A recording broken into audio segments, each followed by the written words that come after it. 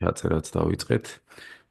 ისე გავიმეორებ, რომ დღეს სტუმრად ყავს ანდროდ გებუაძე და ვართ თემით თამაშის ალქიმია. ვისაუბრებთ თამაშის შესახებ. თამაში როგორც ცხოვრება, ან ცხოვრება როგორც თამაში.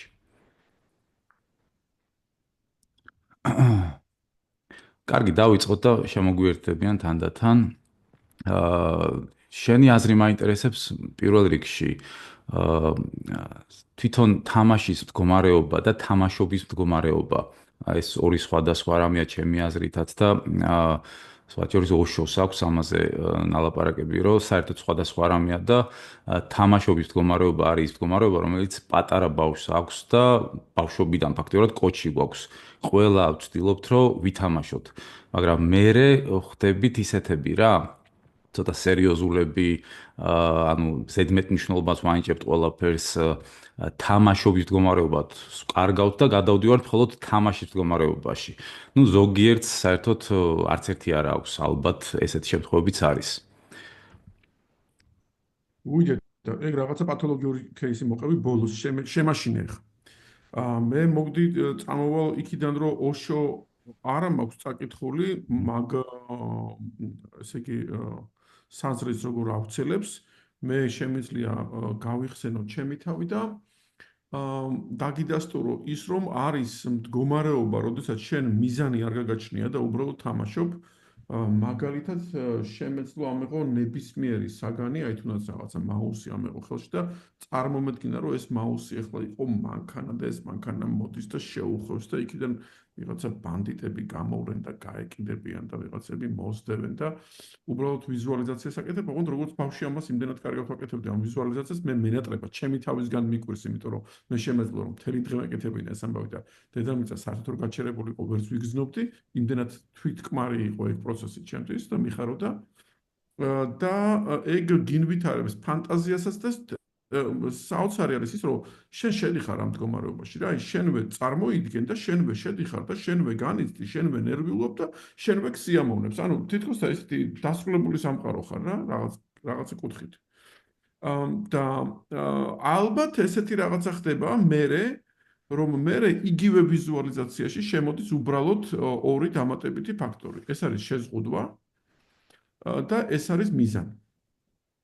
იმიტომ რომ შენ რომ ანალოგიურ ფანტაზიაში რომ მითხრა რომ მოიცე ხა წამეთ მე შენ შეგზღუდავ იმითი რომ მაგალითად ხა მე და შენ გვითამაშია ჭადრაკი და ვიცი რომ ჩემთან შედარებით დიდოსდატი ხარ მაგამ ბავში და ჭადრაკში თუ ვიღაცა იტყვის რომ აი სულები ესე ფიგურები ესე დადიან და აი დაფადა შენ ამის იქითკენ ვერ გადახვალ და მაინც და მაინც ესეთი სულებით უნდა იარო, მაგრამ მიზანი არის ის რომ ადგენდა პარტია მოიგო და მოგება ნიშნავს სიტყვაზე მეფის მკვლელობას ან გამოჭერას ან რაღაცას თავის პატით და მატით და ასე შემდეგ, მაშინ აბა როგორ ითამაშებდი და უკვე წავიდა გადათვლები, რომ რაღაცა და დებიუტი და ასეთი დაწყება და სიცილიური და იტალიური და რაღაცნაირი 4 ცხენის და ამ მთელი უბედურებები და ამას თავისი ძალიან დიდი ის აქვს, გამოყენება აქვს, იმიტომ რომ თუ ამ საქმეში მაგარი ხარ, მაშინ ყველაფერს ასაც სჭირდება სტრატეგია და ტაქტიკა, მაგარი ხარ, არ ვიცი, პოლიტიკაში გამოგადგება, კომპანიაში გამოგადგება, სტრატეგია სადაც არის ყველგან გამოგადგება. მაგრამ ის რაც როგორც თამაშობა, ეს ტერმინი შენგან ვისწავლე ხარ მე. ის თამაშობა, ის არის ფუნდამენტი, იმიტომ რომ თამაშობა წარმოსახვას ანვითარებს. და ეს არის უბრალოდ მდგომარეობა, რომ ჯერ არ გაჩენილა მიზანი, ჯერ არ გაჩენილა შეზღუდვა და აი უკიდეგანოდ შენ შეგიძლია იფანტაზიო. და ეგ არის ბუნებრივი მდგომარეობა, როდესაც შენ ფაქტობრივად ჯერ დროის ფაქტორიც არ აქვს ჩართული. და აი ყველაზე მნიშვნელოვანი ალბათ ჩემთვის ამ ამბავში რაც არის ის, რომ ვერც მოგბეზდება ეგ მდგომარეობა. მოდი დავარქვათ რა არის საპირისპირო თამაშობის მდგომარეობის, ანუ რა უშლის ხელს იმას, რომ ვიყოთ თამაშობის მდგომარეობაში. ერთი ესე იგი წინადადება რომელმაც მოკლა ბავშვობა. ეს წინადადება არის გეყო ეხლა იმეცადინე. გეყოს თამაში, დაჯექი ეხლა და იმეცადინე. ან დაჯექი იმეცადინეს ვინ ჩივის? ამოდი და ჭამე. ანუ როდესაც შენ უნდა განახორციელო ის, რაც წინასწარ ვიღაცის მიერ არის განხორციელებული. ამოდიჭამე არ არის თამაში. ამოდიჭამე არის, რომ შენ უნდა დაждდე და უნდა დაემორჩილო. ანუ მორჩილება კლავს ამ ყველაფერს. კიდე ერთი ასპექტია მანდ ჩემი აზრით ის რომ შენ გაქვს შენი თამაში და ამ დროს სხვა გახვევს თავის თამაშს, თავის რა ვიცი სერიოზულობას, სერიოზულ თამაშს, რაც არის მისთვის ცხოვრება, წესები, რეალობა და ასე შემდეგ.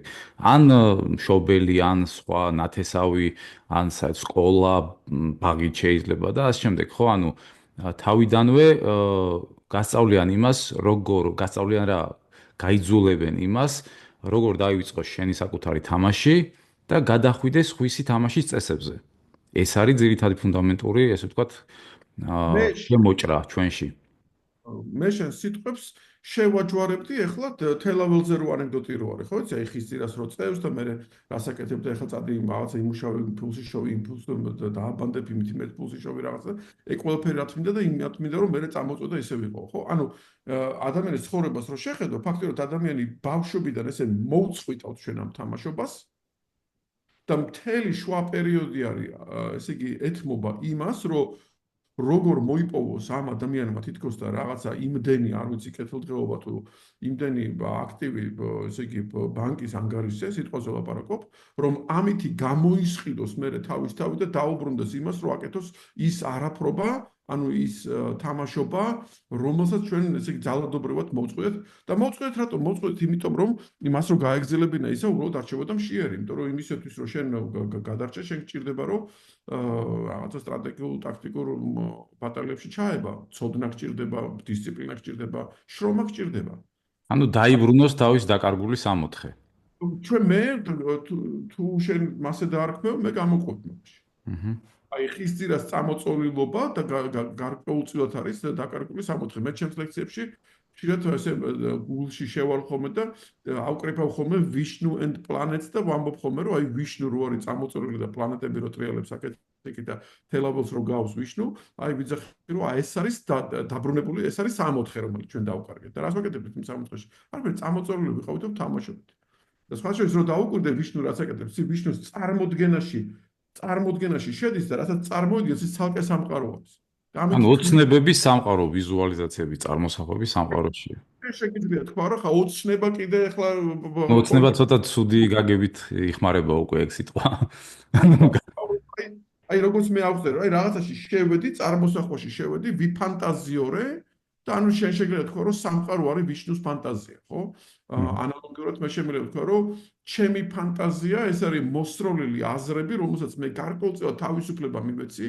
აბერტი იქ რა მოხდება, რა თქმა უნდა მე ვარ რეჟისორი და ეხლა ვიღაცა ტიპი რომ მოდის და ეხლა ეს რომ ახტება, გასაგებია რომ ვიცი რომ დახტება იქა, გადააფრინდება ყველაფერს, მაგრამ აი ამას განვიცდი და მე აი ამას შენელებულ კადრში ვაკეთებ და მე მინდა რომ შევიდი ამ მდგომარეობაში და განვიცადო ეს ყველაფერი, იმიტომ რომ რატო ვაკეთებ ამ ყველაფერს? იმიტომ რომ აი პროცესში მინდა განვიცადო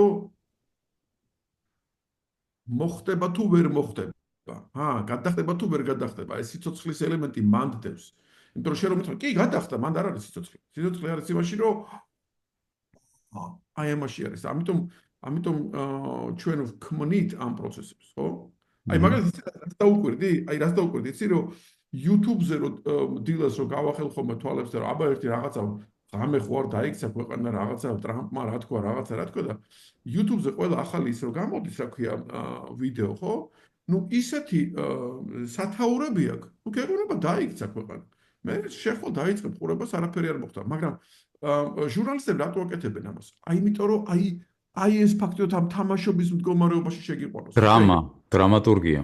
აი ეს იგივე ინსტინქტი არის ეგა, რომ იმიტომ რომ ის ცოცხალი იმაში არის, თორე აბა მე თუ გითხარი ხა თავიდან თუ ბოლომდე თუ მოგიყევი ეს სამყარო რითი დამთავრდება, რაღაც საინტერესო არ არის.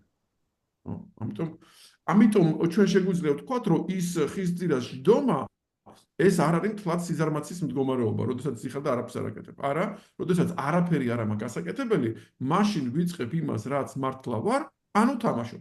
ნაცარქექიას მდგომარეობასაც შეგვიძლია შევადაროთ. კი, ნაცარქექიას მდგომარეობასაც და ეგ ნაცარიც ხო კიდე ცალკე სიმბოლო არის, ესე იგი ნაცარი ნიშნავს, რომ ის უკვე დაიწვა უკვე, ესე იგი იმის იქითკენ უკვე აღარაფერი აღარ ხდება, დამკაში გასული რაღაცა ობიექტი არის და მე მის ნაცარში რომ ვიქექები უკვე ნიშნავს, რომ მე მომხდარის ანალიზს ვიწყებ. და ეგეც შეგვიძლია რომ ეგ პარალელი გავაკეთოთ, არ წავალთ ახლა. არ წავიდეთ ახლა ნაცარქექიისკენ. აჰა. ხო, პარალელი ბევრი შეიძლება და საბოლოო ჯამში შეიძლება ითქვას ვიშნუ აღწენ წეღან ინდუისტური ესე ვთქვათ შეხედულებით სამყარო მთელი ეს სამყარო და ცხოვრება და ყველაფერი არის ვიშნუს ლილა, ვიშნუს თამაში, ну სიზმარსაც ეძახიან, ხო? და ამ თამაში ჩვენ ვართ თანამოთამაშეები, თანა შემოქმედები. ყოველ შემთხვევაში უნდა ვიყოთ. და ნუ ეს არის მიზანი, რომ რაც შეიძლება საინტერესო თამაში იპოვოს, ესე ვთქვათ, შემოქმედმა ჩვენი სახით, ჩვენი გამტარობით, ჩვენი როგორც კონკრეტულად ფორმების, პიროვნებების და ასე შემდეგ. ეგეთი რაღაცა არის, ნათქვამი აღარ მახსოვს ზუსტად საათ, რომ წარმოვიდგინოთ შემოქმედს აქვს უამრავი ზონდი და ჩვენ ვართ ცნობიერების ზონდები, რომლებიც კრეფენ სხვადასხვა ინფორმაციას, სხვადასხვა ტიპის შემეცნებას და რაც თავარია სხვადასხვა ტიპის თამაშებს. საერთოდ განსხვავებული ტიპის თამაშებს. ეს შეიძლება იყოს დაწყებული მართლა ისეთი ბავშვური თამაშობებით, დამთავრებული რაღაცა სტრატეგიული ომობანას თამაშით, თუნდაც ომებით და იგივე კურუქშეტრას ბრძოლა იყო, თქვათ, კრიშნას გარკვეული თამაში, ხო, ლილა, რომელიც მან ჩაიფიქრა ამ მეფეებთან ერთად წინასწარ, სანამ დაიბადებოდნენ, ეგეთ რაღაც არის, ნათქვამ, პირდაპირ ბჰაგავად-გიტაში. რომ მოკლედ წინასწარ დაგეგმილი ძალიან საინტერესო თამაში იყო. რომელსაც თავისი შედეგი უკვე წინასწარ ქონდა გათვლილი, მაგრამ დრამატურგია იყო უზარმაზარი. მე ესე იგი ორი დღის წინ მქონდა ძალიან საინტერესო ნუ კამაცაც ვერ დავარქვა, ნუ რაღაცა აზრების წიაღში შესვლის მცდელობა მეგობრებთან. თემა იყო ხელოვნური ინტელექტი. თემა იყო სიმულაციაში ვცხოვრობ თუ არა. აჰა. და ან სხვანაირად თქვა ეს თამაში არის თუ არა ეს ყველაფერი. ეხლა სადაც ვარ. და იცი სად გავედი? მე თვითონაც გამიკვირდა სადაც გავედი. მე ვამბობ, რომ რა თქმა უნდა, ყველაფერი ილუზიაა, რასაც უყურებ, იმიტომ რომ მე შემიძლია მარტივად წარმოვიდგინო, რომ აი ხლა უცებ გამეღვიძოს და ვთქვა, რომ ვაიმე კაცო მამუკა გურუს ველაპარაკებოდი რაღაცა დამესიზრა, რომ ესე იგი რაღაცა პოდკასტ ავდით მე და მამუკა გურუ. და ამდენად ვუშვებ იმას, რომ ეს ეხა რაც მეჩვენება რეალობად შეიძლება სულაც არ იყოს რეალობა. მაგრამ აქ არის ძალიან დიდი უმნიშვნელოვანესი ფილოსოფიური წინადადება, რომელიც რო არ თქვა არ შემიძლია. და ეს არის ფუნდამენტური, იმიტომ რომ მარტო აქ რო გავჩერდე და რო თქვა რომ კი ჩვენ ვართ სიმულაციაში, მაშინ მე უნდა შინაგანად ვაღიარო რომ რა აზრი აქვს და ამ წამიდან მოყოლებული მე უნდა ფრუსტრირებული ცხოვრება უნდა გავაქცევო. იმიტომ რომ რა ვიღაცის თამაში ვარ. რა ვიცი მე ეს ვიშნუა თუ კრიშნაა თუ ვინც არ უნდა იყოს შენ დაარქვი მაგას ახალე, მაგრამ მე არავის თამაში ყოფნა არ მიხარია. მიხდი? აჰა. ამ დროს ფაქტია რომ მე განვიცდი რომ არა მაქვს ხელმოსაჭიდი სიმყარე იმისთვის რომ რაღაცას დავარქვა რომ არის რეალობა. და მაშინ გამოდის ეგეთი რაღაცა რომ ყველაზე სწორი იქნება ესეთი ფილოსოფიური ასე ვთქვათ დასკვნის გაკეთება აქა, რომ ერთადერთი, როდესაც შეიძლება ამ ყველაფერს კონდეს აზრი, თუ ეს არის თამაში, ოღონდ ეს ყველაფერი დადგმულია ჩემს მიერ იმისთვის, რომ მე რეჟისორმა გავიგო რას ნიშნავს მდგომარეობა, მსახიობობა და მსახიობი მიხვდეს, რომ თვითონ არის რეჟისორი. თუ ასია, მაშინ გავიგებ. აჰა. ამიტომ წინადადება, რომელიც მეც მიყვარს, ეს წინადადება, რომელსაც შენ ახლა ინდური კულტურიდან მოიტანეთ, ეს წინადადება, რომ აი ეს ბოკე და ვეჩნე ძიძა, ვეჩნე კრაიში, ვეჩნე მსადუ, ხო, რომ ეს ღმერთი არის მარადიული ბავში, მარადიულად მოთამაშე, მარადიულ 64-ში. ან ბაღში. მთელი არსებით ამ წინადადების ფასი იქნებოდა 0, რომ მე არ ვიყო ერთდროულად ბავშვის და ღმერთი. ეგრეა. ერთი საინტერესო კონცეფცია, ესე თუ კონცეფციას გავეცანი და მაგას ვიკვლევ ხა ამ ბოლო დროს თეატრის კუთხით რო შევხედოთ ამ ყველაფერს. იმისთვის რომ თამაში შედგეს, ხო? თეატრალური თამაში, ესე ვთქვათ. თეატრალური ოსტატობა. არის საჭირო სამი მთავარი ასპექტი. ამ სამის მეტი პრინციპში არც არაფერია საჭირო. პირველი ეს არის თავად როლი, ანუ როლი, რასაც ვთამაშობთ, ხო? იქნება ეს ჰამლეტი, ოფელია, თქვათ ნებისმიერი მოკლედ როლი, ეს თეატრალურ როლებს მოვთორე სინამდვილეში ჩვენ ცხოვრებაშიც უამრავი ესეთი როლი გვაქვს, ხო? იგივე ბავშვობის როლები, რომლებშიც გავიჭედეთ, ან კარგ შემთხვევაში ის როლები, რომლებიც კი ბატონო, კი, ანუ პერსონას, რასაც ეძახიან იუნგიანურ ფსიქოლოგიაში დაახლოებით ეგ. ანუ როლი, რომელიც უნდა ვითამაშოთ, ხო? და ეს არის პირველი ასპექტი, ესე ვთქვათ, ყველაზე მატერიალური შეიძლება ესე დავარქვათ, იმიტომ რომ აქ ყველაზე მარტივია თავი დავკარგოთ, თავი გავაიგივოთ როლთან, ხო? მეორე ასპექტია თავად მსახიობი. ანუ ვინ თამაშობს როლს? ამის გაცნობიერება და ამის მართვა, ანუ ნებელობა როგორც აქტი და არჩევანი როგორც აქტი. იმიტომ რომ ჯერ ერთი მე შემიძლია ვითამაშო როლი, შემიძლია საერთოდ არ ვითამაშო როლი, ხო? შემიძლია კარგად ვითამაშო და დავოსტადდე ამ როლის თამაში, შემიძლია ისე რა მიუშვა და როგორც გამომივა რა, ანუ არც ისე ეს ვთქვათ დიდი ოსტატობა მქონდეს ამაში. და და ეს არის თავად შემოქმედებითი პოტენციალი ასევე ეს მეორე ასპექტი. და მესამე ასპექტი, რაც ძალიან მნიშვნელოვანი, ეს არის თავად მაყურებელი.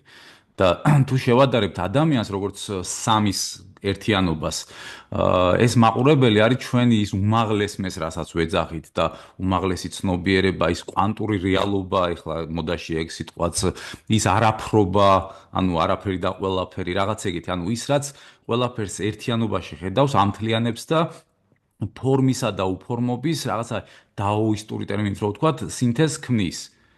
და საქმე რაშია, რომ არიან ადამიანები სხვათა შორის, რომლებიც ძალიან კარგად შედიან ამ მდგომარეობაში. იგივე იოგაში, ან სხვა სულიერ პრაქტიკებში, ანუ შეუძლიათ იპოვონ ეს მთლიანობის მდგომარეობა, დამკვირვებლის მდგომარეობა. ამას წინათ ვიდეოს ჩავწერი ამ თემაზე, რა აკლია მეთქი ადამიანს, რომელმაც ეს იპოვა. რა არის ის ასპექტი, რაც აკლია მეთქი. და სწორედ ეგ არის, რომ შეიძლება ამაში იყოს, მაგრამ ვერ თამაშობდეს როლს.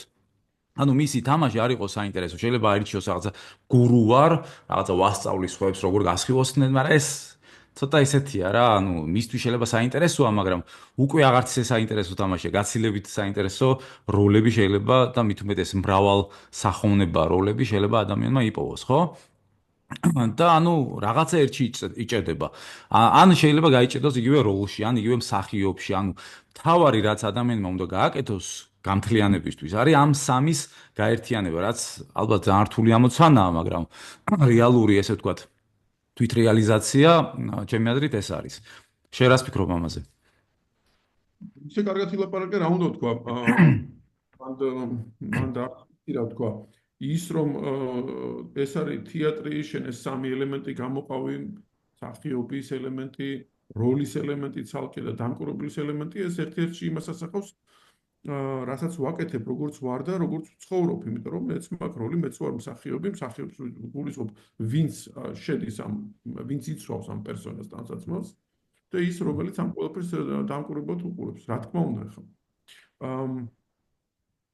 მე მოდი ჩემის მხრიდან გავქაჩავ ამას. მე იცი რა მესმის რომ მე და შენ ცოტათი სხვა წიგნებიდან მოვდივართ და აი რაღაცა საზრისებში მე ვიკვეთებით ხოლმე რა. ნახე, მე გეტყვი ჩემს უკან როგორი ის არის, რა ქვია, წყობა არის. მე ძალიან დიდი ხანი მაინტერესებდა რანაირად მუშაობს შემეცნება.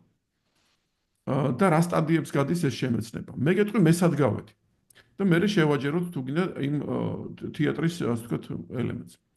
პირველი არის ის რომ მე არ შემიძლია დავგეგმო რომ გავიგო რაღაცა თითქოს და ამ კუთხით გაგება მე მემართება და თავში დამეცემა მაგრამ ესეც არ არის რომ მე ქუჩაში ვისეირნო და აბა იმის მოლოდინში ვიყო რომ რაღაცა უცებ გავიგებ.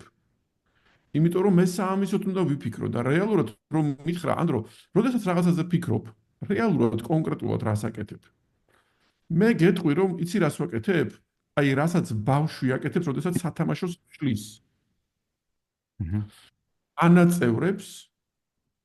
ანაწევრებს ანაწევრებს ეს მთელი მისი ოთახი შეიძლება იყოს სავსე ძირს იატაკზე დაყრილი რაღაცა თუნდაც გატეხილი სათამაშოებით ან იმის ნაწილებით ან როგორც მე ბავშვობაში მქონდა კონსტრუქტორი თავიდან ბოლომდე ნაწილები იყო ეხა იქიდან რაღაცა ახალს ან ერთიანს გააკეთებდი თუ არა უკვე გამოწვევა იყო მაგრამ ჩემს წინაშე უნდა ყოფილიყო ნაწილები რომ ჩემში მომხდარიყო მთელის განცდა თუნდაც ორი დეტალის რა ეხლა რაღაცას ნახროტი აქვს და იმაში რაღაცა ბოლტი უნდა გაუყარო, უნდა მოუჭირო და მე რომ მოუჭერ ეს დაიმაგრებს და თუ ეს დაიმაგრებს, მაშინ ამას კიდე რაღაცას მივადგავ და მე უკვე გამოვა რაღაცა წისქვილი, სიტყვაზე ვაპარაკო.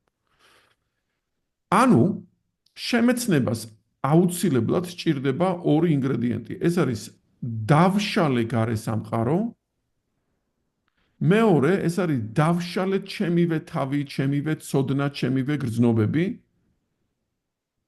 და თუ კი მე ამ ორ დაშლილ სიმრავლეს ერთმანეთთან მივიტან, ავტომატურად უნდა მოხდეს ამათ შორის რაღაცა ელვა. სად მოხდება, არ ვიცი. წინასწარ შეუძლებელია ამის ცოდნა. იმიტომ რომ მაშინ გამოდის, რომ წინასწარ შემეცნების აქტი სად მოხდება, წინასწარ ვიცი. ეგ შეუძლებელი არის. ის უნდა იყოს შეცდომებისგანაც არ ხარ დაზღვეული და შეცდომებით უნდა ისწავლო, სხვა გზა არ გაქვს მაგ დროს. ხო, იმიტომ რომ მე შეიძლება მეგონოს იმ წამში, რომ მაგარია მომივიდა, მაგრამ მე დავატესტირო და მივხვდი რომ მაგარ დებილობა. მაგრამ მე ამაზე არ ვჩერდები. ანუ მე ის რომ უნდა მივხვდე რომ დებილობა ვთქვი, მაგასაც უნდა მივხვდე და მაგასაც შემეცნება სჭირდება და მაგასაც იგივე პროცესი სჭირდება. ამიტომ მე შემიძლია დავხვდე, მაგრამ შემეცნებას ვერ გადავახტებ. ფაქტურად გამოდის რომ შემეცნება არის აბსოლუტური რაღაცა საზომი ამ კუთხით. ეხლა ნახე. ეხლა რატომ მოვყევ ეს ყველაფერი? ანუ მე ვთქვი რომ დაშალე სამყარო, დაშალე შენი თავი, მიადგი და დადუმდი მოხდება ელვა და მე გააკეთე რეკონსტრუქცია. აი ამ 5 პუნქტიანი სარკოზის გეგმიდან პირველი 2 რომელიც არის დაშალე სამყარო და დაშალე შენი თავი და მიადგი. აი ეგ არის პირდაპირ შემიძლია თქვა რომ ეგ არის თამაშობა. ზუსტად მაგას აკეთებს პატარა ბავშვი. ისე რომ მაგას ვერ ცაცნობიერებს. იმას უბრალოდ ევასება რომ დაშლის სათამაშოებს, დაშლის რაღაცას, გაატყავებს რაღაცებს, მიადგავს, მოადგავს და თუ ჩაჯდა და თუ მიედგა, იქიდან უკვე რეკონსტრუქციებს იწყებს.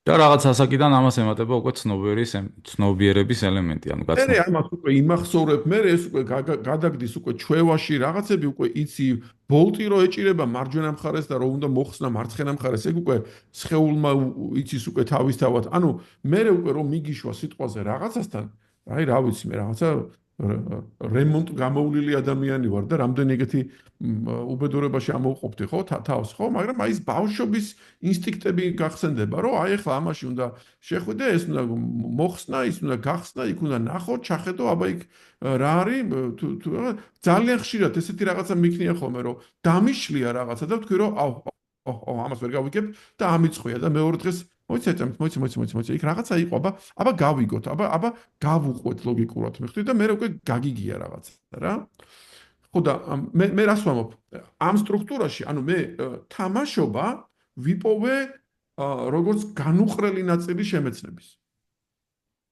მე აქვე შემიძლია ალბათ ეგეთი ფრონტიც გავხსნა ამ საუბარში რომ ის ვინც სულ თამაშობს ანუ დიდობაში კი არ გადავიდა ისე რომ ჩაკლა თავის თავში თამაშებელი თუ როგორც არის არამედ დიდი ბავშვია აი მე ნიზლავს დავდებ რომ ადამიანი ვინც არის დიდი ბავშვი ის კრეატიული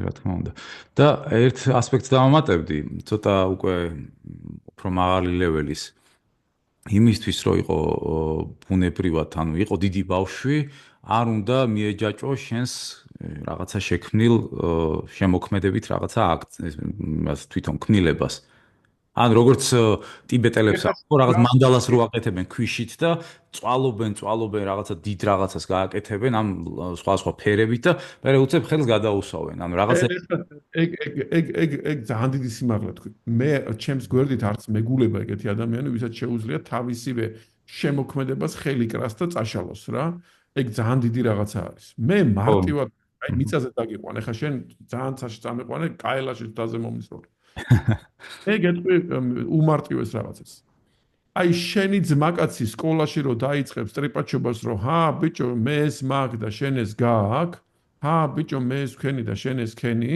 აი უბრალოდ ჩვეულებრივი ის რო წავა, რა ქვია, ტრიპაჩობა რო წავა, მაგას არ უნდა და შენ დარჩები ბავშვი. აჰა. ხტი, იმიტომ რომ როდის ხდება იცი ბავშვობა, როდესაც შენ სხვისი საზომით იწყებ ცხოვრებას. და როგორც წესი, ეგ საზომი არის ვიღაცა ოჩი ტიპი გარშემო, არ ვიცი კლასელი, არ ვიცი უბანში, ეზოში, არ ვიცი ნათესავი ვიღაცა რა. აი მანდ არის შანსი რომ დაკარგო შენი თამაში და გადახვიდე სხვების თამაშში რა. და უკვე მე ნახე რა ხდება მე ის უნარები რომელიც ჩვენ წარმოსახვებით ასე ვთქვათ მანამდე მოვიპოვეთ ეს უნარები გადადის იმაში რომ იმის მანერებს ვაკოპირებთ რაღაცა პახოდგა შმახოდგა რაღაცა მიხდი ანუ უკვე მიდის ისეთ მდგომარეობაზე რომ მე ამ ჩემს უნარებს ვახმარ დებილობას აუ შენ ერთ-ერთ ვიდეოში იყო ეგ კარგად რა ძველი 90-იანების ჩვევა რო იყო რაღაცა ისეთი დაგროზული და უჟმური სახით რო დგანან რაღაც ბიჭები რო რა თუ ცუდი სახე გაქვს და ისეთ სახე გაქვს ვერავინ ვერ მოგეკარება თუ რაღაცა მომღიმარი ხარ რაღაცა ხიარული ხარ რაღაცას წაგართმევენ რა უეჭველი ისეთი დრო იყო მაშინ და ზუსტად ეგ არის თამაშის როლის ერთ-ერთი როლის მორგება ეზო კლაუს და იქ შენ ვერც იქნებოდი რაღაც რა ის კრეატიული კი არა და აქ არის ტერიტორიების გადანაწილებაზე და ნაქურდალის ნადავლის გაყოფაზე მიდიოდა საქმე. სხვა მეტი სალაპარაკო თემა მაშინ არც არსებობდა საქართველოში, ხო? ამიტომ ხო, მაგ მენტალიტეტის ამოძირკვა ესე რთულიაცა. მაგრამ ამ შემთხვევაში მე ვამბობ იმას, რომ თუ შენ შემოიტან ეგეთ ესე იგი კითხვას, რომ რა უნდა გავაკეთო იმისთვის, რომ ბავშვობა, ან ბავშვურობა არ დავკარგო, ეს არის ის, რომ არ აყვეს სხვას ფასეულობაში. შენი ფასეულობითი არის და შენ თუ რეალურად გაყვები იმ ნერვს, რომელიცაც შენ ქსიამოვნებს, შენ მიხვდები, რომ ეგ ნერვი მიგიყვანს იქამდე, რომ სახლში დაждდები უბრალოდ ერთხელ, როდესაც არაფერი საქმე არ აქვს, გარეთ გასასვლელი არ ახარ, ესე პატარა ბავშვით ესე იატაკზე ან რაღაცა ხალიჩაზე წამოჯდები და შეიძლება პატარა ბავშვით დაიწყო გართობა. უი, სხვათა შორის ეხლა გამახსენდა მაგარი რაღაცა. იცი ვინ მახსოვს? რეჟისორის სახელი და გვარი არ მახსოვს, მაგრამ ეს არის კაცი, რომელმაც გადაიღო ბეჭდების მბრძანებელი. კი, პიტერ ჯექსონი. აი, მე არც მახსოვდა. და ამ კაცის ინტერვიუ იყო, რომ სახლში ქონდა გაკეთებული მაკეტი. დიდი მაკეტი, იქ რაღაცა, აი, სადაც უნდა ეს მოვლენები ხდებოდეს. და ეს ედო იატაკზე და პატარა ბავშვი იჯდა და თავი ქონდა შეყოფილი ამ შუშის რაღაცაში და აი ესე უყურებდა და ესე იგი მე იქიდან ხვდებოდა რომ კამერა სად უნდა დაეყენებინა კადრი როგორ უნდა ყოფილიყო სცენები პირდაპირ მოქონდა ანუ რას აკეთებდა ეს კაცი თავის თავს გადაიგდებდა ბავშვურ მდგომარეობაში და იმ წარმოსახვებში უკვე მოსდიოდა კადრები მე უკვე ჩვეულებრივად უკვე როგორც რეჟისორი იქცეოდა ამაზე და ავალებდა ოპერატორს ასე შემდეგ. აი ეს ეგ არ ვიცოდი ეგ ფაქტი, საინტერესო. ეს აი უბრალოდ შემთხვევით იმას ვქენი, რა ქვია. იმიტომ რომ სახში იყო ამ კაცთან ინტერვიუ თუ რაღაცა და უზარმაზარი სივრცე ქონდა და აი ესე ისეთ თვითონ მოყვა რომ მე ამას ვაკეთებ რა. მე აი კითხვა იყო რომ აი საიდან გაფიქრდება იქ რაღაცეები და რაღაცა. აი ამით ამაფიქრებ. просто ვზივარ და ვერთობი, პატარა ბავშვით. და სხვათა შორის ტენდენცია დღევანდელობაში, რომ როცა ადამიანი იწყებს მსგავს მდგომარეობაში გადასვლას ბავშვურობაში, ну მანდ რა თქმა უნდა გავალოთ სხვარი ბავშვურობას და ინფანტილიზმს შორის. ინფანტილიზმი როგორც უპასუხისმგებლობა საერთოდ და ეგოიზმი, ღრმა ეგოიზმი და ასე შემდეგ, მაგრამ მაინც ანუ რაც არ უნდა ცოტა ისე ჯანსაღად და კონსტრუქციულად იყოს ადამიანი თითქოს გარე სამყარო გამოცდას უწყობს და სოციუმი უპირისპირდება ესეთ ადამიანს და ну შეიძლება დაარქვას ნარცისი, რაღაცა მხოლოდ საკუთარ თავზე ფიქრობს, სხვები არ ადარდებს, ანუ ესეთი თითქოს გამოცდასავით მდგომარეობას გადის ადამიანი და ან გადალახავს, ან არ გადალახავს. ეს მომენტიც შემიჩნევია. ну განსაკუთრებით შემოქმედება ადამიანებში არის ისედაც ეგ, ანუ თეატრალურ სამყაროში, კინოსამყაროში მსახიობები, რეჟისორები, ესეთები არიან ბუნებრივად. თუმცა ხშირად არის რომ ამ იგივე მსახიობობაში ხო შეიძლება ისე დაიკარგო შენ ამბობდი იმ დღეს, რომ საკუთარი თავიც დაკარგო, ანუ ისე შეხვიდე ყველა როლში, რომ საკუთარი თავი საერთოდ, ანუ მსახიობი დაიკარგოს, ესე ვთქვათ. მე ისიც გითხარი, რომ რაც მე ვათვალიერე პროფესიები, ორი პროფესია მიმაჩნია, რომ არის სახიფათო პროფესია. დეპერსონალიზაციის კუთხით ვლაპარაკობ. ერთი მსახიობობა არის და მეორე იურისტობა. განსაკუთრებით ადვოკატობა. Mhm. იმიტომ რომ შენ ძალიან ადვილად შეიძლება დაიჯერო ის, რომ არ არსებობს ობიექტურობა. და რომ ეს ყველაფერი არის სიმულაცია. და ეს ყველაფერი არის როლი და ეს ყველაფერი არის ფარდობითი. და აბსოლუტური არაფერი არ არსებობს ცხოვრებაში. ეს ალბათ ცალკე სალაპარაკო ერთი დიდი თემა იქნება, მაგრამ ეგ მომენტი არის. მეგობრებო, შეგიძლიათ ჩაერთოთ ჩვენს საუბარში და დასვათ თქვენთვის საინტერესო კითხვები და ვეცდებით უპასუხოთ. მანამდე ერთი რაღაც მაინტერესებს, უფრო მე ხო იცი პრაქტიკული ადამიანი ვარ უფრო და რაღაც პრაქტიკულ სარგებელზე და შედეგზე ვარ ორიენტირებული და ვურჩიოთ მსმენელებს რით შეიძლება დაიწყონ. აი თქვათ ადამიანი არის უმეტესობა, რომ რაღაცა გაჭედილია რაღაცეებში, ვალდებულებებში, პასუხისმგებლობებში, თქვათ კრედიტებში და ასე შემდეგ და არ აქვს იმის საშუალება, რომ აკეთოს ის, რაც სიამოვნებს, ის, რაც უნდა. ну რაღაცა დოზით შეიძლება კი, მაგრამ არა იმ დოზით, რაც თვითონ უნდა, ხო? ანუ რას ურჩევდი შენ ასეთ ადამიანს? ანუ რით დაიწყოს, რა პირველი ნაბიჯები გადადგას ამისთვის? მე ადამიანს ურჩევ, რომ პირველი გააცნობიეროს ის, რომ ყველაფერი გენიალური შექმნილი არის მარტოობაში. მეორე, რომ ეს მარტოობა არა მარტო ფიზიკური მარტოობა არის, არის რაღაცა მდგომარეობა, ჯოზეფ კემბელურად გამოქვაბულს დავარქვათ თუ გინდა. სადაც მე შემიძლია დავრჩეთ ჩემ თავთან და შიგნით განვიცადო, რომ მე თვითონა ვარ გამოქვაბული და შიგნით რაღაცეები ხდება და მე ამის მოსმენა დავიწყო. ფაქტობრივად ეს სიჩუმის მოსმენა არის.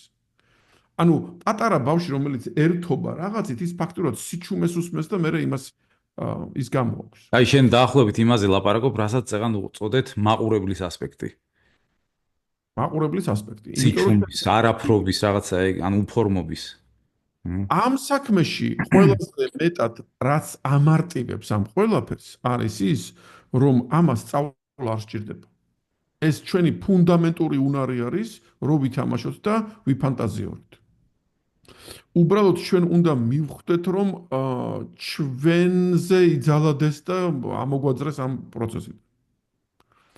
და შემდეგ უკვე ხდება ის მომენტი, რომ თუ ამას გააცნობიერებ, უნდა შექმნა კუნძული, არ ვიცი ეს კუნძული ფიზიკური კუნძული არის თუ დროითი კუნძული არის თუ სივრცული კუნძული არის, მაგრამ რაღაცა კუნძული დროში და სივრცეში, როდესაც შენ მოიცლი ამისთვის და დღეში 1 საათს თუ არ ვიცი რამდენი წუთიც იქნება, ამით იქნები დაკავებული. და მე დავდებ ნიზლავს, რომ შეუძლებელი ადამიანმა ეს აკეთოს და ის არ გავიდეს თავისი მე ინდივიდის დაბადების პროცესზე. არ გავიდეს თავის ხელწერაზე. არ გავიდეს თავის მე შეხედულებებზე. არ გავიდეს თავის მართლა რაღაცის მიმართ დამოკიდებულებაზე. არ გადაწეროს რაღაცა ფასეულობები. არ დაიწყოს ცნობიერი ცხოვრება. და ისევ დავამთავრებითაც დავიწყე. ყველაფერი რაც არის გენიალური შექმნილი, არის ცნობიერ მდგომარეობაში შექმნილი და არა ინერციულად ან რანდომულად. ანუ ვიღაც ადამიანმა გაბედა რომ თქვა რომ აი მოდი ახლა მე ჩემს ხედვას ვიმშობიერებ, სამყაროს გავწევ გვერდით და მოიცა აი აქ ესე უნდა იყოს. მარტო სიჯიუტით კი არა რომ მაინც და მაინც მე რომ მინდა ისე უნდა იყოს. არა, მიაგნო და მე ნებელობით უკვე ეს დაამტკიცა კიდევაც. ამიტომ ეს იწყება თამაშით და ამიტომ ყოველი გადადებული დღე იმისი რომ ეს თამაშობა დავიწყო უფრო ადიდებს ბანკის კრედიტს. და აქ შემოდის დისციპლინის როლი ამ ყველაფერში. რა არის აქ მთავარი დისციპლინა? რა დისციპლინა უნდა დავიცვათ? ეგ ცალკე ალბათ ერთი უზარმაზარი თემაა, რომ მე ნახე, როდესაც ფანტაზიაში ვარჯიშობ, ეს ფანტაზიას მოაქვს და მოაქვს სურათ ხატები და მე თუ დისციპლინა არ მივარგა, მაშინ მე გავეკიდები ამ ფანტაზიებს და ის ბოდიში და მათრევს აქეთ-იქით. და მე კი არ მოვირგებ ამას ჩემზე, არა ის გამომიყენებს. ნებელობა მე მჭირდება იმისთვის, რომ მე ეს ფანტაზია როცა მჭირდება, რაზეც მჭირდება და რაზედაც ვფიქრობ, იმაზე ვიფიქრო. მე თუ შემიძლია წიგნის გვერდი წავიკითხო ისე, რომ სხვა არაფერზე არ ვფიქრო და მართლა ვიკითხო ის გვერდი, და არ გამექცეს ყურადღება, მე მაშინ ყოჩაღი ტიპი ვარ. მე ამ ხელა კაცზე გარშემილია, მე სულ გამერბის ხოლმე რაღაც. ამიტომ სუპერნელო ვკითხულობ. და ეს მომენტი, რომ შენ კონცენტრაცია გააკეთო რაღაცაზე და მართლა იფიქრო რაღაცა ბოლომდე, ეს ვარჯიშია. ეს არ ყურადღება, კონცენტრაცია და მიზანმიმართულობა, ანუ ეს სამ. და მე არა მარტო ვარჯიშს და ნებელობას ვიტყვი, კიდე გავბედავ და ცოტათი უხეშ ტერმინსაც ვიტყვი. ეს არის აზროვნების პატიოსნება. იმიტომ რომ როგორც ეხლა შენს წინაშე ვიქნები უზრდელი, რომ გელაპარაკო და ეხლა უცებ ავდგე წავიდე, ან შენ შემამჩნია, რომ არ გისმენ. დაახლოებით ამ რანგის უზრდელობად მიმაჩნია, რომ ადამიანმა დაიწყო რაღაცაზე ფიქრი და ნებელობა არ ყოფნისე გადახტა სხვა თემაზე. არა, პატიოსნად უნდა იფიქრო იმაზე ბოლომდე. აი ეგ არ არის ადვილი. და ამას ჭირდება აი ესე, როგორც, რა ვიცი, პიანისტი რო ჯდება და ყოველდღე რო ფორმაში რო კონდეს თითები და აზროვნება და ისა, აი ასეთი მზადყოფნა სჭირდება ამას. ყველგან ეგ არის პირველი ეტაპი, დისციპლინა, კონცენტრაცია და ესე ვთქვათ, ნების გაძლიერება. შეუძლებელია რომ იყოს სხვანაირად და თუ ვინმე სადმე გპირდება რამეს სხვანაირს, რომ აი ეხლა გააკეთე და გეჩუქება, აი ის კაც უნდა გალახო. პროფილაქტიკის მიზნით. კითხვა შემოვიდა ერთი, დავიკითხოთ. რა გჭირდება ადამიანს ქვეყანაში დაბრუნებულს ისევ ადაპტირდე წლების წასული, როგორ იპოვო სული სიმშვიდე, განსაკუთრებით როცა საკუთარი მე ფაქტიურად უბრალოდ გადადებული გქონდა. მე ეგეც ისეთი კითხვა არის, მე არ გამოვდგები პროფესიონალ ფსიქოლოგად და მე არ ვიცი ამ ადამიანს რა დონეზე სვავს კითხვას და უჭირს, ამიტომ აქ შეიძლება ჩემზე ჭკვიანი ადამიანი იყოს საჭირო. მაგრამ მე მარტივად დავიწყებდი იმით, რითაც დავიწყე. ყველაფერი იწყება სიმშვიდით, მოცლით, რომ მე ამაზე ვიფიქრო, გადამოწმებით, ჩემი საკუთარი აზრების გადამოწმებით, იქნება რაღაცას არასწორად ვფიქრობ და დაშლით, ანუ ისევ გავიმეორებ, რაც თქვი, სამყაროს დაშლით, ჩემი აზრების დაშლით, მიახლოვებით და დალოდებით, რომ იქნება რაღაცა ახალი გავინახო. აი ეს არის ყველაზე ჯანსაღი პროცესი, რომელსაც უკუჩვენება არ აქვს. იმიტომ რომ აზროვნების უკუჩვენება არ არსებობს რა. ისევე როგორც მაგალითად ეგეთ წინადადებას ვიტყვი, არ არსებობს წიგნი, რომლის წაუკეთხველობა ჯობია ვიდრე მისი წაკითხვა.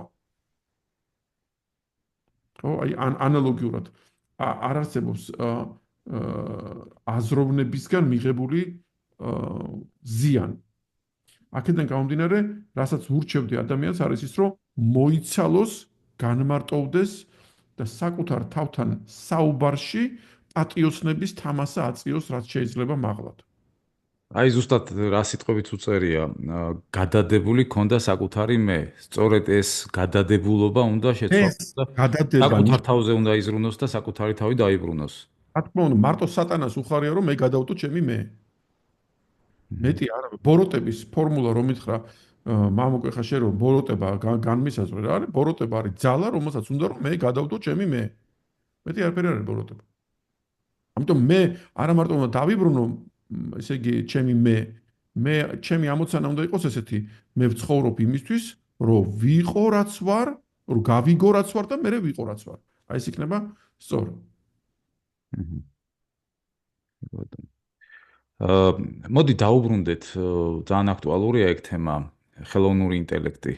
რეალურად იქნება საფრთხე, ისედაც უკვე ჩვენი თაობაც და ახალგაზრდა თაობა განსაკუთრებით ძალიან ჩაფლული არის ამ smartphone-ებში, სხვა, მოკლედ ელექტრონულ მოწყობილობებში და პირდაპირ გაგებით ვირტუალურ რეალობაში. ხო? და ეს გამოწვეულია სწორედ იმით, რომ გარშემო ყველაფერი, რასაც ხედავ, არის ისეთი დამძაბველი, სტრესული, არაფერი არ არის ისეთი, რომ რაღაცა გიღირდეს იმათ, რომ მთელი ყურადღება ამ რეალობაზე, ჩადო მithumetes, როცა ბავშვი ხარ, მოზარდი ხარ, ახალგაზრდა ხარ, ხო? და ეს კიდევ უფრო გამძაფრდება ერთი მხრივ. ეს დაძაბულობა, პოლარიზაცია ისედაც გაზრდილია, ხო? მთელ სოფლიოშიც და საქართველოშიც და მით უმეტეს გამძაფრდება მაშინ, როცა ეს ვირტუალური სამყარო გახდება გაცილებით უფრო საინტერესო, ვიდრე აქამდე იყო. ადრე თუ ეხლა smartphone-ებში ვიყავით ან ლეპტოპში, თავზე ჩამოვინხობ რაღაც სათვალეს და საერთოდ სხვა რეალობაში გადავალთ, ანუ ვირტუალურ რეალობაში, რაც ფანტასტიკური ფილმები, რასაც გვეუბნება, რეალობა ეგ უბრალოდ ცოტა, წლების ამბავია რა, ან ბევრის, ან ცოტასი, მაგრამ მაინც ყველა შემთხვევაში. და ამ შემთხვევაში რას ფიქრობ, აქაც ხო რეალურად თამაშია. უბრალოდ თამაში მხოლოდ გონების, მხოლოდ რაღაცა შენი ნაწილისა, რომელიც მიდის სადღაც სხვაგან და წყდება საკუთარ არსებას, საკუთარ სხეულს პირველ რიგში. და მანდ რა ხაფანგია და რა გამოსავალია. როგორ ფიქრობ? სუპერ მნიშვნელოვანი კითხვა და იმ ბოლოს ნასაუბრებიდან გამოვკაჩავ ხა ძაბს. ნახე, ჩვენ თქვით ეგეთი რაღაცა, რომ ბოროტება არის მესკარგვა. ეხლა შენ მეს დამაკარგვინებ იმითი, რომ ჩემი აზროვნების პროცესში შემოიჭრები და მეტყვი რომ მოიცე იცი რა არის შენ აზროვნებისთვის, შემეცნებისთვის, შემოქმედებისთვის ნუ წვალობ რა. მაგას ხელოვნური ინტელექტი გააკეთებს. აი დღეს ვნახე, თუ ცინცხალ რაღაცას გეუბნები, რეკლამა იყო ეგეთი რაღაცა. ესე იგი AI შეგიძლია ჩააშენო ტელეფონზე მესეჯინგის დროს როგორც keyboard რაღაცა add-ins. ეხლა რას ნიშნავს? რომ ელაპარაკები ადამიანს, მაგალითად შენ თუ ფლირტაობ, იქიდან გამომდინარე ის რას გწერს, ხელოვნური ინტელექტი აქედან გთავაზობს ვარიანტებს, როგორ შეიძლება რომ უპასუხო, რომ შეაბა. და ეს ტიპი ამბობდა, რომ აუ, მაგრამ მუშაობს. მე არ ჩამომიტვირთია ეგ აპლიკაცია, მაგრამ მოდი დავუშვათ, რომ ფანტასტიკურად მუშაობს. ოკეი? დავუშვათ, რომ გავიდა წლები და ნუ აი არ ვიცი მე. კლაუდია შიფერს შეაბავს ან რაღაცა, არ ვიცი მე რაღაცა. მაგის მოუხსნელი ქალი არ დადის დედამიწაზე. სიტყვაზე ვლაპარაკ. და ეხლა მოდის ეგეთი კითხვა. ერთი წამით. შენ რო იმას აბავდი, შენ აბავდი თუ ხელოვნური ინტელექტი. ეხლა წარმოიდგინე, რომ ისიც მაგ ტექნოლოგიით რო გპასუხობდეს. ხო?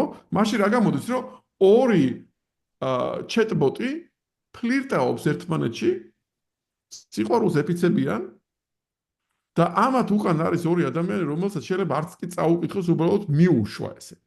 აუ, სხვათა შორის ეგ იდეა გამიჩნდა ChatGPT და DeepSeek-ი მეთქი დავაკავშირო ერთმანეთს, თუ ამ ერთმანეთთან ვალაპარაკობთ, საინტერესოა რა დიალოგი გამოუვად მეთქი, ეგ უნდა ეს გავაკეთო. გაუკეთებიათ არ GPT და DeepSeek-ი არ ვიცი, მაგრამ გაუკეთებიათ მე მგონი იმაზე, რა ქვია, Alexa Apple Series-ზე და იქ ერთ ვარიანტში რაც მე ვნახე იყო ის, რომ რაღაცა სიტყვები გამოიგონეს. და მე დაუკრეფაში გადავიდი, რომ უკვე შენთვის გაუგებარი რო იყო. ანუ რაღაცა კონვენციალური რაღაცა უცებ გამოიგონეს და იმაზე შემოახტვრე რას გულისხმობთ რაღაცაო და აუ ამასო და რაღაცა უცებ წავიდეს ეს საუბარი. ანუ რეალურად აი ეგ მომენტი თუ იგრძნო ადამიანმა და ეს არის მომენტი, როდესაც შენ ხარ ზედმეტი. მე სხვათაშორის ChatGPT-ს ვკითხე ეგ. წარმოიდგინე 100 წლის მერე სუპერ განვითარებული ხელოვნური ინტელექტი, სუპერ განვითარებული კვანტუმ კომპიუტინგი, სუპერ განვითარებული ქსელის სიჩქარე, სუპერ განვითარებული რობოტიკსი. რას ხედავ ასეთ სამყაროში ისეთ რომელზედაც მე შევხედავ და შემეშინდება და იქნება განსხვავებული, სუპერ განსხვავებული დღევანდელობისაგან. და ChatGPT მითხრა, ადამიანები აღარ არის. ოკეი? აი შენ შეიძლება ეგ რაღაცა sci-fi-ში მივდივართ რაღაცა ფანტასტიკაში, მაგრამ ვიცი რა უნდა მოგხდეს ღრანჩი ამაზე ფიქრის მერე, რომ მე ვის რაში ვჭირდები? რას ვაკეთებ მე ისეც, რომელსაც ხელოვნური ინტელექტი ვერ გააკეთებს? მე ანდრო შემიძლია გითხრა, რომ ხელოვნური ინტელექტით მაჩვენეს ჩემივე ლექცია, მე ვკითხულობ ჩემი ხმით რუსულ ენაზე. და ChatGPT-ს რო ვკითხო, ანდრო დგებოძე რას იფიქრებს ამ კონკრეტულ საკითხებზე, რაღაცა 4 გვერდი დამიბეჭდა. და იმას ვუთხრა, მოდი ბარეგამ შენ ვეიფიქრეო, მაშინ დადგება და იფიქრებს.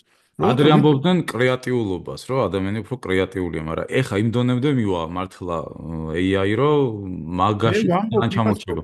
რეალური კრეატივი და რეალური სინდისის გეჩნა და რეალური ის მომენტი, რომ ჩემი შინაგანი სამყარო და გარესამყარო დააკავშიროს ერთმანეთთან, მაგას არ გააკეთებს. მაგრამ პრობლემა იცი რაში არის? ეგ არც არის საჭირო. ეგ არც უნდა. შენ თუ გინდა რომ თავისუფალი ნებიანი ცნობიერება შექმნა, აი ბიჭო, შვილი გააჩინე და ეგ არის. მაგრამ შენ თუ გინდა რომ შექმნა ინტელექტი, რომელსაც სწორედ რომ არ ექნება სინდისი და სინდისის შესაბამისად და ძალის დაპირისპირება გამოდის, სადაც შესაბამისად ძალა ძალიან პასუხისმგებლობაც არის. დომინირებს. თქმა უნდა, იმიტომ რომ მისი საზომი მარტო ძალა არის, ხო? და მარტო ესე იგი იქნება ესე იგი კალკულაცია და კალკულაციით დაგიგენერირებს საზრისებს და ჭადრაკს გეთამაშება და 100-დან 100 მოგიგებს. ხო?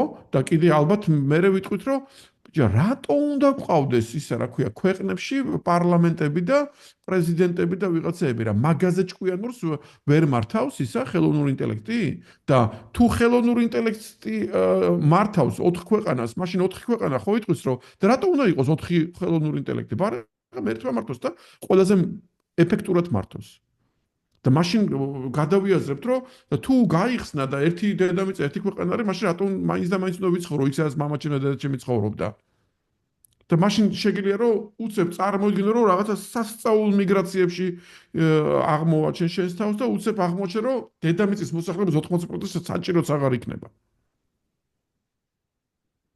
მაშინ შენ უნდა მიხვდე ეგეთ რაღაცას რომ ხელოვნური ინტელექტი მოიტანს ეგეთ ესე იგი ტესტს რაღაცა მაცდური ტესტივით იქნება მე რო ვიანგარიშო ყველაფერი და მე რო ვიფიქრო შენს მაგივრად და მე შენ პირდაპირ გეტყვი რომ შენი ინტელექტის ფასი განულდა იმიტომ რომ რაც შენ უნდა გეფიქრა იმას ეს შენზე სწრაფად ფიქრობს და უფრო იაფად ფიქრობს მაშინ მითხარი რა ფასეულობას მიდებ აქ ისეც რომ შენ არსებობას კონდეს ფასი და აი ამ სტუნებას ვინ გაუძლებს მარტო განსაკუთრებული ადამიანი, რომელსაც მარტო შეუძლია იმას რაღაცა განსაკუთრებული ისეთი შექმნას, რომ ყველა უნდა ვთქვათ, რომ ვაუ. და თუ რაღაცა შემომქმედი ადამიანი არ ახარ, მაშინ უბრალოდ ბუნებრივ მდგომარეობაში იქნები ზედმეტ. და ეს არის იმსეთი რანგის ცდუნება, რომ კაცობრიობა არამც თუ მზად არის ამისთვის. კაცობრიობა სწორ კითხვასაც კი ვერ დასვავს ამ საკითხთან მიმართებაში. და ეს ცდუნება არის უკვე მოსული და განსაკუთრებით ეხლა მე და შენ კიდევ დავждდებით და ვიფილოსოფოსებთ რაღაცას, მაგრამ დღეს რო ბავშვი იბადება და იმას რომ უკვე 10 წელიწადში და 15 წელიწადში რო უკვე ეს ეგზისტენციალური კითხვა დაუდგება და ამ დროს 15 წელიწადში რა განვითარების იქნება ხელოვნური ინტელექტი ხო დაახლოებით წარმოგიდგენია. ანუ ის ადამიანი ჩათვალე დღეს რო იბადება განწირულია რომ ეგზისტენციალური კრიზისში ამოყოს თავი როგორც კი 14 წელს გახდება.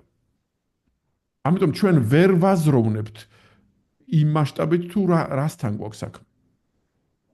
და მანდ კიდე საფრთხე არის კონტროლის თემა, ანუ რამდენად შევძლებთ რომ გავაკონტროლოთ. დაივიწყე, უკვე დაივიწყე. იმიტომ რომ ერთმა რო გააკონტროლოს, მეორე არ გააკონტროლებს და ის იქნება მოგებულში. ამიტომ კონტროლზე არავინ არ თანხმდება. შემთხვევებიც იყო, რომ თავი მოიკლა მოზარდმა მაგის გამო, რომ რაღაც ელაპარაკებოდა ხელოვნური ინტელექტს და რაღაცა ალგორითმა მიიყვანა იქამდე, რომ გადახდა თავი მოიკლა. მე ეგ кейსი არ ვიცოდი, არ მიკვირს და მგონია რომ ეგ გახშირდება. იმიტომ რომ მე რამდენი ხანია ლექტორი ვარ და მე სტუდენტებთან და ურთიერთობა და რამდენი ხანია და რამდენ ადამიანს ვიცნობ ხა მაგასაკის ადამიანებს და მე ძალიან ხშირად მიწევს აი ესეთი კითხვების მოგერიება პირდაპირ კითხვა მოდის რომ ბატონო ანდრო და ვაფშე რა აზრი აქვს ცხოვრება. კიდე ერთი კითხვა ამ თემაზე. მგონი ყველაზე დიდი ღირებულება ადამიანებს ერთმანეთთან დასაკავშირებლად ემპათია და გულწრფელი ემოციები გვრჩება. ამას რამდენად ჩაანაცვლებსო? ცუდი პასუხი მაქვს მაგაზე. ემპათიების და სიყვარულის 99% ეს არის მარტოობის შიში. და თვალს თუ გაუსწორებ მაგას და იმ 1%-ში თუ გაძრები გადარჩები. ემპათიას კი არ ჩაანაცვლებს. ემპათიას გარკვეულწილად ჩაანაცვლებს. იმიტომ რომ ვირტუალურ სამყაროში მოვა ვიღაცა რომელიც დაგამშვიდებს. და შეიძლება ისე დაგამშვიდოს რომ ეგეთი მეგობარი არ ყავდეს. და მაგას უკვე აკეთებს. და კიდე მეც ნურავინ ნუიტყვის იმას, რომ ვირტუალური სექსმა შეიძლება ვერ არჯობოს რეალურ სექსს, იმიტომ რომ იქ თუ კი ვზომავთ ენდორფინების, დოპამინების და პულსაციის გამოყოფით, იმიტომ რომ შეიძლება იმაზე უფრო ინტენსიური სიამოვნება გქონდეს მიღებული და თქვა რომ საერთოდ რა თმინდა. იმიტომ ფიზიკურში ეგეთი პარტნიორი არც მყავს და იქ ვიღაცა მაგიჟებს. მაგრამ აქ დგება ეგეთი მომენტი, რისთვის ცხოვრობ შენ? სიამოვნებისთვის, რომ გაგიჟდე და გაგაგიჟონ, შემეცნებისთვის, თვითრეალიზაციისთვის, თუ კიდე რაღაცა სხვა რაღაცისთვის. ნახე? მაგალითად შენ ხარ მუსიკოსი. და შენ უკრავ. და მე მოვედი და გეტყვი ეგეთ რაღაცას. აი სხვა შეს ამასთან თქონდა Steinway and Sons, ძალიან დიდი ბრენდი ფორტეპიანოსი როიალების. და Steinway and Sons-მა ჩააშენა თავის კლავიატურაში მთელი მექანიკა იმისი, რომ ავტომატურად უკრავს ისა რა ქვია. ანუ პირდაპირ აირჩევი მას რა ქვია, ელექტრონულ პადზე რაღაცა ნაწარმოებს და რაღაც მოცარტის რაღაცას დაგიკრავს როიალი თვითონ. ოღონდ მართლა კლავიშები ეჭირება. შენ შეგიძლია თქვა, რომ აბა მე რატომ უნდა მეცადინო? ერთმა კაცმა დაუკრას და მე ჩემს როიალში ამას ჩავტვირთავ, plays მივაჭრ და გადასარევად უკრავს. თან ბუნებრივი ჩანს. შენ თუ იტყვი რომ მუსიკის ფუნქცია არის ის, რომ კეთილხმოვანება ჟღერდეს, მაშინ შენ დათანხმდები ამ ცდუნებას და ვერ განვითარდები, მაგრამ შენ თუ იტყვი რომ მუსიკის ფუნქცია ის კი არ არის, რომ კეთილხმოვანება ჟღერდეს სამყაროში, არამედ მუსიკის ფუნქცია არის ის, რომ მე ანდრომ თვითრეალიზაციის ესე იგი პროცესი დავიწყო, გავიგო ჩემი თავი ვინა ვარ და მე ეს ყველაფერი გამოვხატო, მაშინ მე ვიტყვი რომ არ მინდა ეს მექანიკური ფორტეპიანო, მე მინდა რომ მე თვითონ დავუკრა ამას. იმიტომ რომ მხოლოდ მაშინ როდესაც მე თვითონ უკრავ, მარტო მაშინ ვრეალიზირდები. მაგრამ მე ანდრო გეტყვი ეგეთ რაღაცას 100-დან 98 ადამიანი იტყვის სად შემიძლია ახლა მე როიალზე დაკვრეთ და მაგის მეცადინეობის თავი ვისა გეხოცები ამცხელა მაგისთვის მაგას მირჩევნია აგე რაღაცა მექანიკური რაღაცა მექნება როიალი არ მექნება მაგნიტოფონი მექნება Spotify მექნება მივაჭრეთ ის და დაუკრავს კაი მუსიკას მაგის პარალელი არის იგივე ბაბილონის გოდოლის თემა ანუ ენების რო დაშალა და ანუ კეთილხმოვანების დაშლა რო თვითონ აკრიფონ ხო ეს ერთი ასე ტოლკინთანაც იგივეა პოლიფონია რო იყო თავიდან და მე დაირღვა ეს და მე უკვე ადამიანებს რო უწევთ რომ თვითონ შექმნან ეს ყველაფერი ანუ თვითონ შექმნა კეთილხმოვანება ან გაცნობიერებულად ესე ვთქვათ ბაბილონს სხვანაირად უყურებ მაგრამ მე აი ესეთ რაღაცას ვიტყვი რისთვისაც შენ წვალობ რისთვისაც შენ იღწვი რისთვისაც შენ ხარჯავ დროს ფულს ენერგიას ყველაფერს დღეს ამ წამს რო გაჩუქო ყველაფერი რას იზავ აი რა ვიცი მოვედის და შენ გაჩუქე 200 ბიტკოინი აი არ ვიცი ახლა 200 ბიტკოინით ჩათვალე რომ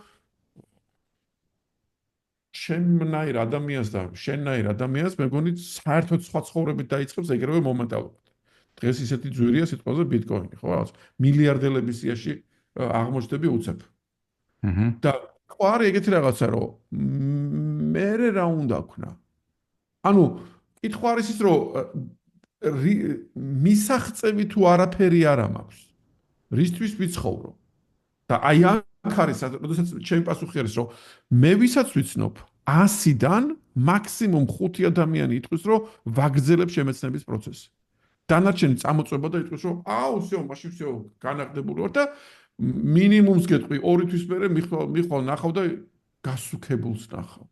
აი ლოყევი ჩალა. მე გეტყვი რას ვიზავდი. შევქმნიდი ძალიან მაგარ სივრცეს, სადაც გვექნებოდა საშუალება ადამიანებს რომ ერთად და ცალ-ცალკეც ვითამაშოთ საინტერესო თამაშები. და მით უმეტეს ვინც რაღაც გაჭედილია თავის რაღაცა თემებში, გამოვიდეს და შეძლოს ითამაშოს. აკი გაგირთულებ ამოცანას. დედამიწაზე ყველას მიეცეს ეგ ბიტკოინები. ყველა რო ვიყოთ უკიდეგანოთ მდიდრები.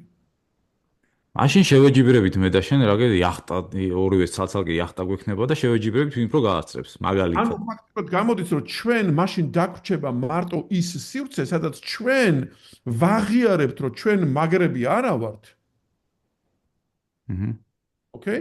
და იმაში დავიწყებთ, რომ აბა შენ გააკეთე თუ მე გავაკეთე, შენ მოახერხე თუ მე მოვახერხე.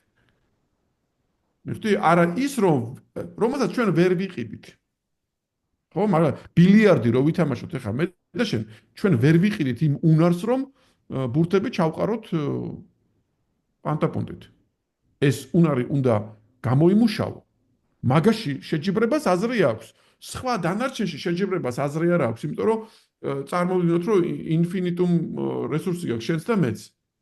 და მე რას ვამბობ, რომ თუ ვინმე გააგრძელებს ბილიარდის თამაშს იმის მერე, რომ მას მისცემ თელს სამყაროსავლადიდებას, მაშინ ეკაი კაცი ყოფილა მეთქი. ამის თქმა მინდა. მაშინ მაგისტანას ეშმაკი ვერაც დონებს. იმიტომ რომ მაშინ ის ცხოვრობს განვითარებისთვის და არა რეზულტატისთვის. და ყველა სხვა დანარჩენი, ვინც ცხოვრობს რეზულტატისთვის, აღმოჩნდება, რომ უნარები არ აქვს და შენ თუ უნარი არ აქვს, აბა მაშინ დაგვანებე თავი რა. ან დაიწყებენ ისეთი რესურსის ან რა ვიცი, რაღაცა საშუალების ძიებას, რითიც შეძლებენ უმეტესობას გულისხმობ, რომ დომინირება კონდეთ ცხოველზე, მაინც, იმიტომ რომ ადამიანში ცხოველს ეს ჭირდება. ადამიანი კიდე ცხოველია უმეტესწილად, ანუ საშუალო სტატისტიკურად ჯერ არ გამხდარა ადამიანი, ხო? და ეგ ჭირდება ყველაზე მეტად, ანუ ძალაუფლების შეგრძნება, აი დომინირების შეგრძნება. ეხა კიდე ცუდ რაღაცას გეტყვი. აი დაუშვათ შენ ხარ ესეთი ცხოველი, რომელსაც ჭირდება დომინირება. აჰა. და აგერ ვარ მე და მეც ცხოველი ვარ და დომინირება მჭირდება ეხლა. ბიჭო მე და შენ რომ დავცხოთ ეხლა ერთმანეთს, მე არც შენ იქნები და არც მე ვიქნები, იმიტომ რომ რა ვიცი, ატომური ბომბი შენც აქვს და მეც ამაქვს. რა ვქნათ? გავალ რინგზე და ჩოლო ბოქსი. არა, მე გეტყვი რაღაცას. მოდი ვირტუალურ რეალობაში გადავიდეთ ეგ კიდე უარესი. და იქ ვიჩხუბოთ და ეხა კიდე უარეს გეტყვი. ვირტუალურ რეალობაში, როდესაც ვიჩხუბებთ, შენ რასაც დაინახავ იმ ბრძოლაში, შენ მოიგებ და მე რასაც დავინახავ იმ ბრძოლაში მე მოვიგებ. და მე და რა საჭიროა ფიზიკური ერთიანი რეალობა? შენ იტყვი, არა კაცო, აი ბოროტება მოაქვს, იმიტომ რომ მაგას მოაქვს, რომ მე რომ დაულეწოთ ერთმანეთი. და მოდი იყოს შენი სიმართლე და ჩემი სიმართლე. და აი ჩემი საზომით ეგ არის უმაღლესი რანგის ბოროტება ეხლა რაც მოვყევ. რომ ადამიანი მოწყვიტო ფიზიკურ რეალობას, ადამიანი მოწყვიტო იმ გადამოწმებას და იმ ვალიდატორს, რომელსაც ის უნდა მიხვდეს ის სწორია თუ არასწორია და ადამიანს ამყოფებ თავის ფანტაზიაში და აჯერებ, რომ მისი ფანტაზია არის ესე იგი აუცილებელის და საკმარისი პირობაც, გამოუკეტავ კარებს და ეტყვი, შენგან მე მეტი არ მჭირდება, შენი აზროვნება არ მჭირდება და შენ შეგიძლია რომ აი ხა მაგ გამოკეტილ მდგომარეობაში იყო და თუ კიდე სულ უყურებდი ამ ვირტუალურ რეალობაში რაღაცა ყველა ბედნიერებას და ერთშენი ერთ დღეს რომ გამოვთოთ ეს ხალხი ამ შტებსელიდან რატო ვიხდით ფულს საქმე მაგაში აი მატრიცას რეალობას ვღებულობთ ფაქტიურად და მან გამორთვა არ არის საჭირო უბრალოდ ადამიანი ასრულებს ბატარეის ფუნქციას ამ შემთხვევაში და ეგ არის გამარჯვებაში მე მაშინ ისევ დავუბრუნდები და ვიტყვი რომ თუ გინდა რომ გადარჩე ბატარეობას მაშინ შენ უნდა ერთადერთი რაღაც დაგჭენია მიხვდი ვინახარ და იყავი რაც ხარ მერე თუ გინდა მოვტვი ოღონდ მანამდე არ მოვტვე სანამ არ მიხვდები ვინახარ იმიტომ რომ მაგისთვის დაიბადე რომ მიხვდე ვინახარ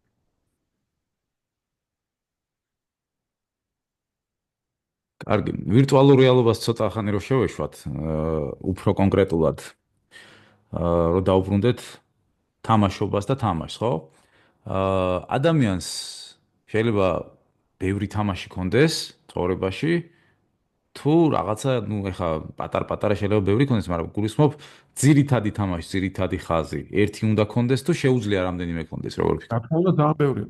რა თქმა უნდა ძალიან ბევრი.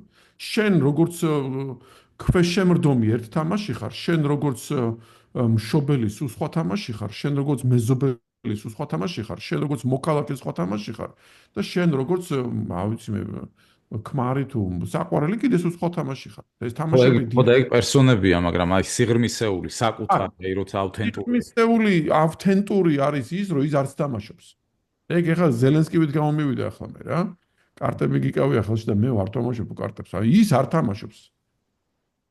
და თუ ის პერსონით მოდიხარ წინ იქ მოგიწევს თამაში. ამიტომ ის ტრამპიც სწორია რაღაცა. ჩემამდე თუ მოხვდი ბიჭო, მაშინ მოგიწევს თამაში. შენ კი იძახი არ თამაშობო, მაგრამ აბა სადა რეგლი. აბა რა გინდა აქ? პოლიტიკაში რა გინდა თუ არ თამაშობ? მჰმ. ოკეი. კითხვები. ერთი კითხვა კიდე. ანუ ისედაც სიმულაციური სამყარო უფრო მეტად სიმულაციური და საწყისებთან დაშორებული ხდება? სიმულაციური სამყაროს მთელი ვიტამინი მდგომარეობს იმაში, რომ იყოს რეალობისგან დაშორებული, თორე აბა რეალობა ისეც არის. რეალობას არ ჭირდება სიმულაცია. სიმულაცია გჭირდება, იმიტომ რომ ჩვენ სიამოვნებასთან მოკლეზე გავიდეთ. ანუ აქ გულისხმობს, რომ ესეც ხო ვიშნუს სიმულაციაო და კიდე უფრო სიმულაციაში შევდივართო და ახლობით იკითხა. იმიტომ რომ როგორც ვიშნუ ამას განიცდის თავის თავს ღმერთად განიცდის ამ სამყაროს შემყურე, ეხა ჩვენც მოგვინდა. ჩვენც გვინდა კაცო ღმერთობად განვიცადოთ ჩვენი თავი. ამიტომ რაც ვაკეთებთ, სიმულაციურ სამყაროს ვაკეთებთ და იმასთან მიმართებაში განვიცით რომ ღმერთები ვართ. ეხლა რაც თქვი, ამას მე შემიძლია გავაფართო, აქ არ არის აუცილებელი მაინც და მაინც რომ რაღაცა ჩაფხუტი ჩამოიცვა თავზე. შენ შეიძლება ადამიანი მოატყუო და ადამიანს რო ატყუებ, შენ იმ სიმულაციაში შეკავს. გაყიდვის დროს იგივეს აკეთებ.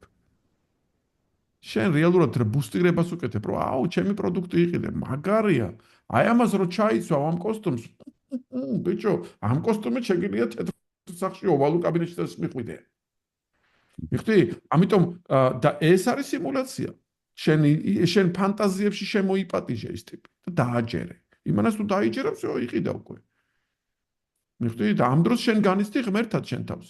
შენ თუ შეგიძლია რომ ადამიანის მასები შეიყვანო სიმულაციაში, შენ მაგი ყოფილხარ.